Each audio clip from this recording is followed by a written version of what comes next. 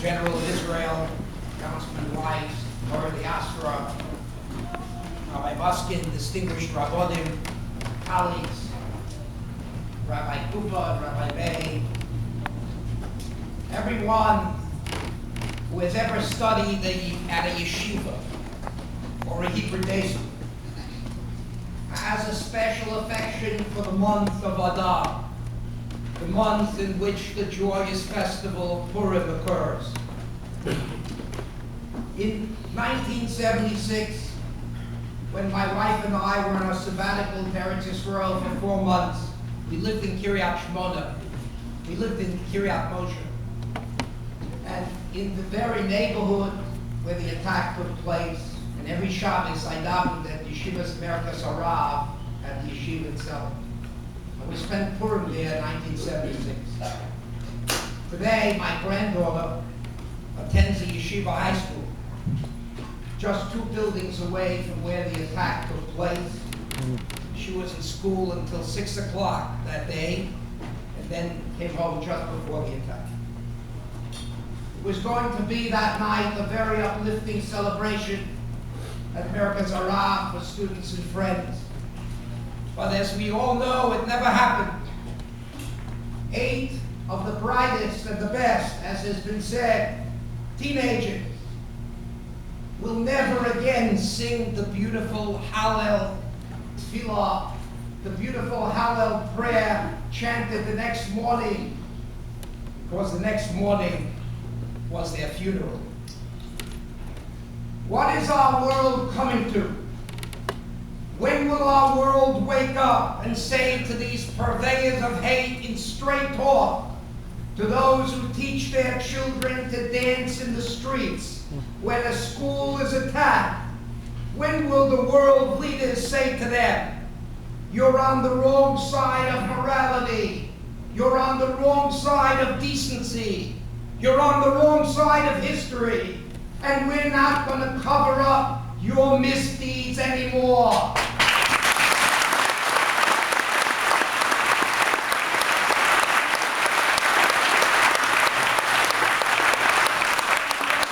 When will the United Nations stop the hypocrisy? It takes only a few hours to convene an emergency session in the UN if it's about condemning Israel. But not once can you believe it, despite decades of horrific terrorist attack, has the Council ever had the courage to rise up and in simple language that every man and woman understands, say, we condemn Hamas, we condemn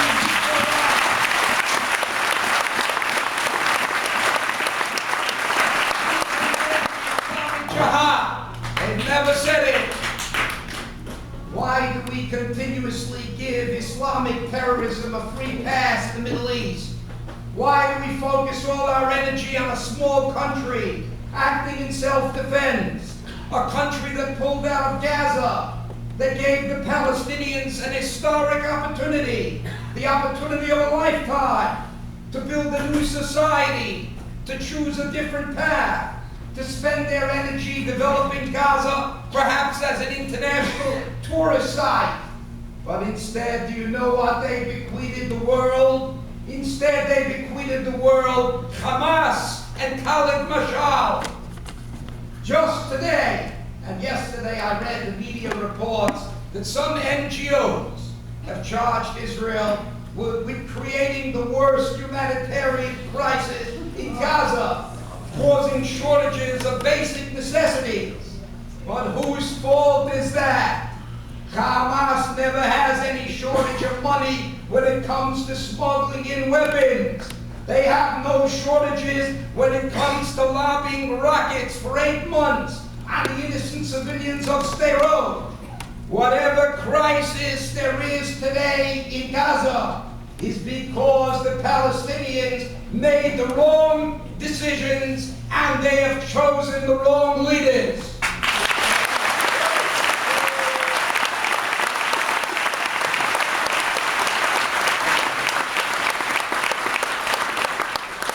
Keep on reading, my friends. Every day I read this.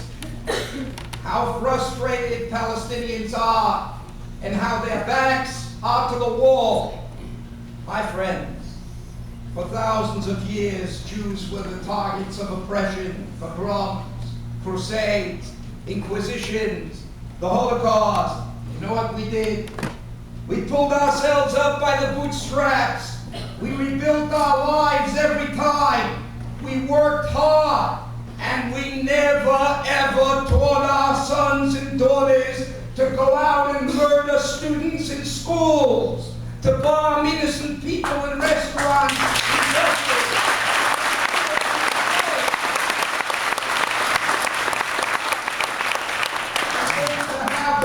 To assure those terrorists that because of these acts they have entry tickets into paradise as VIPs in God's table.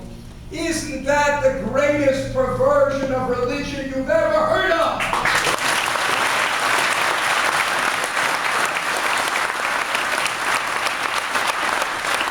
That is what we said 10 days ago to the Secretary General.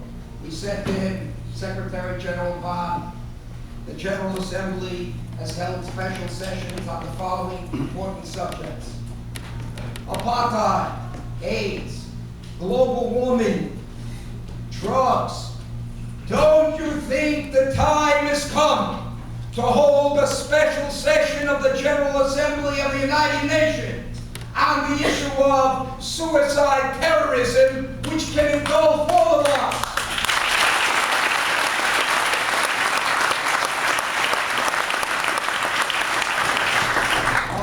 Go out today to the parents, to the grandparents, to the brothers and sisters. There are no words that can comfort them, nothing that can ease their pain for what they have, for the loss they have suffered. But to those apostles of inhumanity and their supporters all over the world, we should say, you have callously plucked the finest fruits from our tree of life.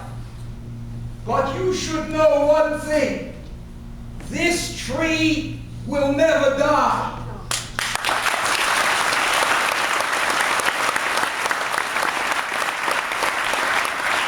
It will always replenish itself with generations of young men and women who will carry on, and despite everything, will always show a reverence for life over death, for compassion over hatred, and for freedom over tyranny, like some Jews in the Kovna ghetto, whom the Nazis forced to sing a song on the way to extermination. One Jew began singing a tune which all the others joined in, to the words, "Wir wollen sie überleben." We shall outlive them. And we say to you, the terrorists and your supporters, like Hitler and Stalin before you, you will be deposited in the dustbins of history, while the Jewish people and the state of Israel live on and thrive. Wir wollen sie alle überleben.